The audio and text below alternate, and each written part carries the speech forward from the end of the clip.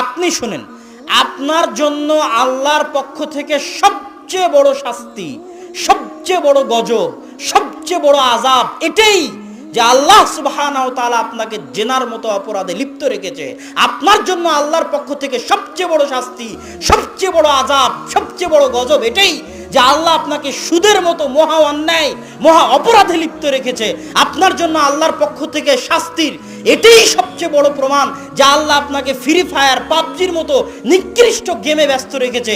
আপনার উপর আল্লাহর শাস্তির, আযাব, গজবের এটাই প্রমাণ যে আল্লাহ আপনাকে মদ, নেশা, জুয়ার আড্ডায় ব্যস্ত রেখেছে।